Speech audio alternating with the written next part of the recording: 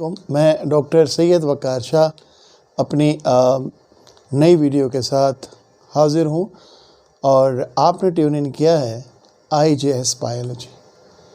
मेरे आज का जो टॉपिक है वो है मसल्स और particularly structure of skeletal muscles. Muscles क्या है? मसल्स एक सेल है जो कि एक unique cell of the body है जिसके अंदर कैपेबिलिटी है कंट्रैक्शन एंड रिलैक्सेशन की, यानी the cell which has the capability to contract and relax. Cylindrical structure होता है और हमें मालूम है कि जो मसल्स होते हैं वो तीन किस्म के हैं। एक वो जो हॉलो कैविटी के अराउंड होते हैं जिन्हें हम स्मूथ मसल्स कहते हैं। एक वो जो आपका हार्ट मसल्स बनाता है उसे हम कार्डिक मसल्स कहते हैं। और एक वो जो कि हमारी बोन्स के ऊपर होते हैं उन्हें हम स्केलेटल मसल्स कहते हैं। हमारी आज की वीडियो जो है उसमें मैं कवर करूँगा structure of skeletal muscle. Skeletal muscles को स्केलेटल मसल्स हम क्यों कहते हैं कि ये अबव द स्केलेटन या कि जो अटैचमेंट होती है वो स्केलेटन या बोन से होती है और ये किसके ज़रिए से अटैच होते हैं? एक कनेक्टिव टिश्यू टेंडन के ज़रिए से होता है। नाउ हम इन मसल्स को स्ट्रिएटेड मसल्स भी कहते हैं। इन मसल्स को we also called it as striated muscles क्योंकि इसके अंदर हमें alternate dark and light band नज़र आते हैं। जब आप इसको माइक्रोस्कोप के नीचे देखेंगे तो आपको dark and light band under microscope नज़र आएंगे। तो दैट्स वाई ये जो लाइट एंड डार्क बैंड होते हैं these are called as striations. इन स्ट्रिएशंस की प्रेजेंस की वजह से they are called as striated muscles और स्केलेटल मसल्स। अब ये जो स्केलेटल मसल्स होता है इसकी कंपोजिशन क्या होती है? तो स्केलेटल मसल्स जो होते हैं ये कंपोज्ड होते हैं मसल्स फाइबर से। ये कंपोज्ड होते हैं मसल फाइबर से या इन्हें हम कहते हैं कंपोज्ड ऑफ मसल सेल्स। अब ये जो बंडल ऑफ मसल्स फाइबर्स हैं, बंडल ऑफ मसल फाइबर जो होते हैं ये इनक्लोज्ड होते हैं by collagen fiber and connective tissue. तो ये आपको बंडल ऑफ मसल्स फाइबर नज़र आ रहे हैं और they are enclosed by collagen fiber, they are enclosed by collagen fiber and connective tissues. Muscles जो है मैंने ऑलरेडी बताया कि they are attach to the bone with the help of a connective tissue which is called as tendon. अब अगर हम structurally देखें तो मसल फाइबर जो होता है ये enclosed is a single cylindrical cell. ये आपका ये सिंगल सिलेंड्रिकल सेल होता है। ये मसल फाइबर जो है ये आपका सिंगल सिलेंड्रिकल सेल होता है और ये इनक्लोज होता है एक मेम्ब्रेन के अंदर और इस मेम्ब्रेन को हम कहते हैं सार्कोलेमा। सार्को का मतलब फ्लैश है, लेमा मेम्ब्रेन। तो ये जो मेम्ब्रेन होती है आउटसाइड द मसल फाइबर उसे हम कहते हैं सार्कोलेमा।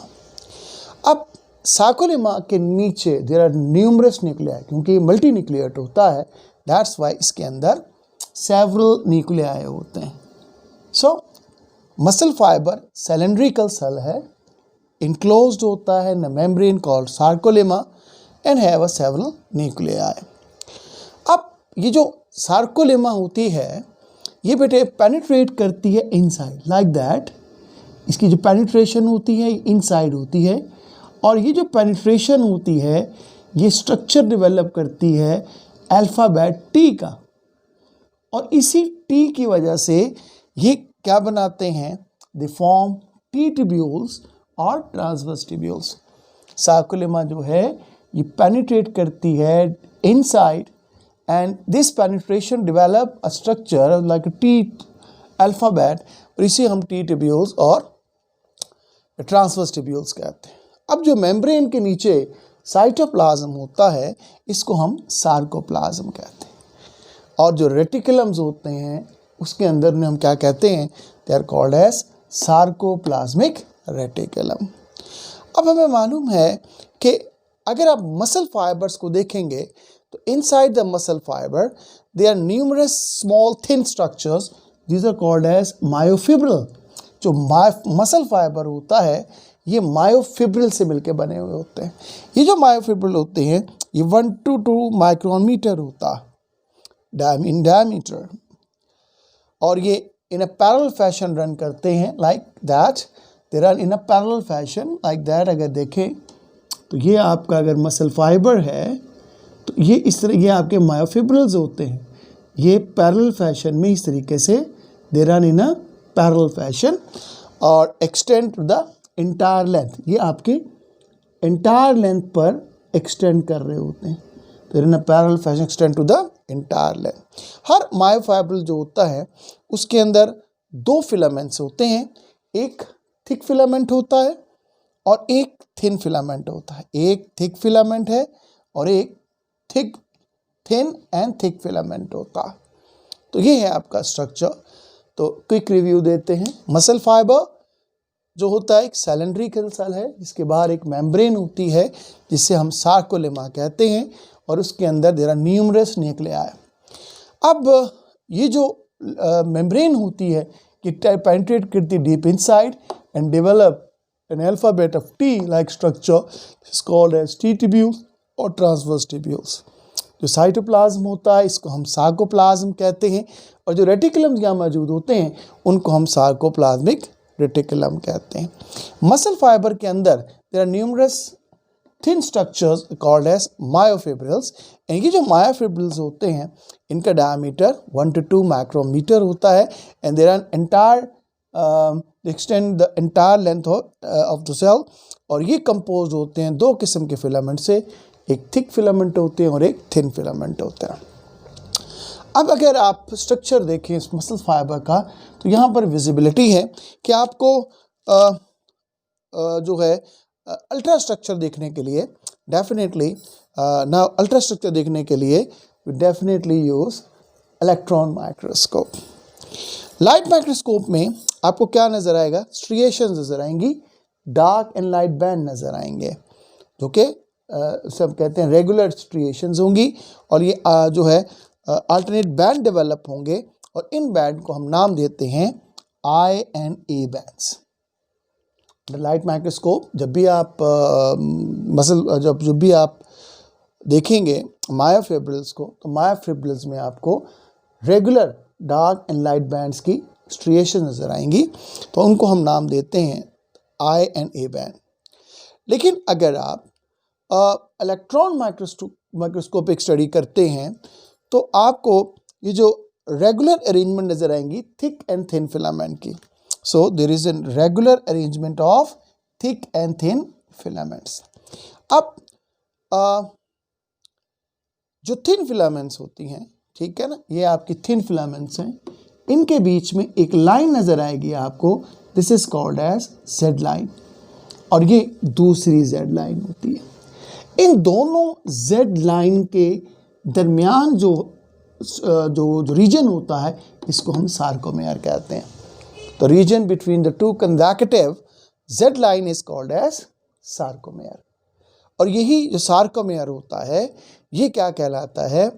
ये आपका स्मॉलेस्ट यूनिट ऑफ कंट्रैक्टिलिटी होता है, और इसी को हम कहते हैं it is called as smallest unit of contractility, या इसे हम कहते हैं कंट्रैक्टाइल यूनिट। अगर आप इसका टीएस देखें, जो थिक एंड थिन फिलामेंट्स होते हैं ये क्या करते हैं? ये ओवरलैप करते हैं। आपकी 6 मायोफिलामेंट्स जो होते हैं ये सराउंड करते हैं ईच थिक फिलामेंट को, यानी कि 6 थिन फिलामेंट सराउंड करेंगे थिक फिलामेंट्स को। अब आपको अगर अगर अल्ट्रा स्ट्रक्चर देख रहे हो तो 2 बैंड्स आपको नज़र आएंगे, एक नज़र आएगा आपको आई बैंड और एक नज़र आएगा ए बैंड, फिर आई फिर ए एंड सो ऑन।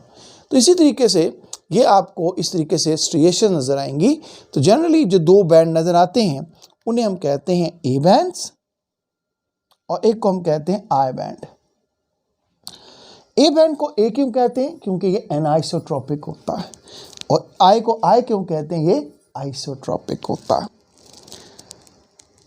ये लाइट को पोलराइज करता है।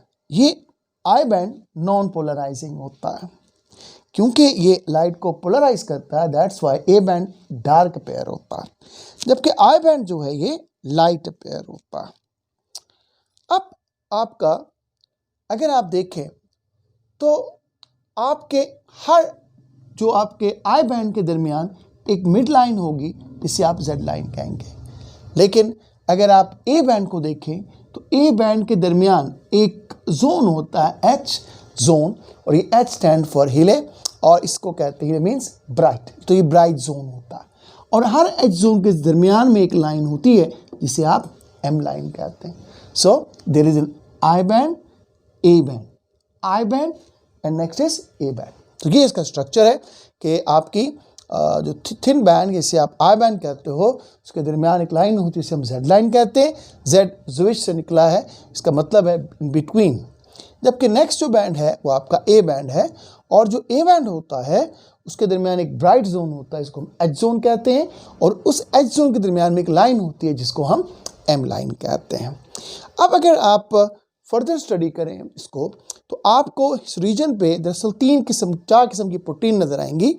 एक है एक्टिन, एक है मायोसिन, एक है ट्रोपोमायोसिन और एक है ट्रोपोनिन। ये जो प्रोटीन्स होती हैं they are very important in the bridge formation. जो आपका क्रॉस ब्रिजेस बनते हैं उनमें बहुत इंपॉर्टेंस होती है। एक्टिन क्या होती है, तो ये आपको ये पैरालाइज्ड आपको नजर आ रहा है ट्विस्टेड स्ट्रक्चर, इसको हम एक्टिन कहते हैं। इस एक्टिन में दो किस्म की एक्टिन होती है। एक इस तरह किडनी शेप होती है और इसे हम कहते हैं जी एक्टिन। ये आपका जी एक्टिन होता है और इसका जो साइज है 7 to 8 नैनोमीटर होता है। जी एक्टिन जो होती है ये आपका जी एक्टिन है, ये भी आपका जी एक्टिन है। तो जी एक्टिन क्या है, मोनोमर है, और ये जी एक्टिन आपस में जुड़कर एक पॉलीमर स्ट्रक्चर डेवलप करता है जिसे हम एफ एक्टिन कहते हैं। यानी जी मोनोमर पॉलीमराइज करेगा और इसकी पॉलीमराइजेशन से क्या डेवलप होगा, एफ एक्टिन डेवलप होगा। मायोसिन क्या होता है, ये आपका थिक फिलामेंट होता है। मायोसिन थिक फिलामेंट होता है, ये 16 नैनोमीटर इसका साइज होता है। ये कंपोज होता है 6 पॉलीपेप्टाइड से, और ये 6 पॉलीपेप्टाइड इस तरह अरेंज होती हैं कि ये आपका टेल डेवलप करती हैं, और क्या डेवलप करती हैं, ये आपका हेड डेवलप करती है। They develop tail and they develop head, और यही हेड जो होता है ये हेल्प करता है क्रॉस ब्रिज फॉर्मेशन के अंदर। ट्रोपोमायोसिन जो होता है ये spiral about the actin code, ये जो है ये spiral about the actin code.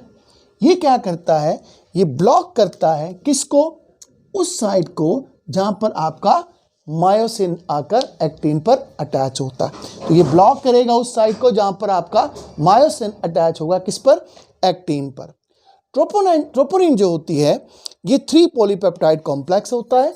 एक को हम कहते हैं TNI, ये इनहिबिटरी सब यूनिट्स होती हैं, जबकि दूसरे को हम कहते हैं TNT, ये आपका bind to tropomyosin, help position it on actin, जबकि TNC जो होता है ये बाइंड करता है कैल्शियमाइन से। तो ये एक ओवरव्यू आपके स्ट्रक्चर ऑफ स्केलेटल मसल्स का। उम्मीद है कि आपको समझ आई होगी। अगर आपने कोई क्वेश्चंस करना है you can ask in our feedback. Thank you very much. देखते रहिए IJS। अस्सलाम वालेकुम व रहमतुल्लाहि व बरकातहू।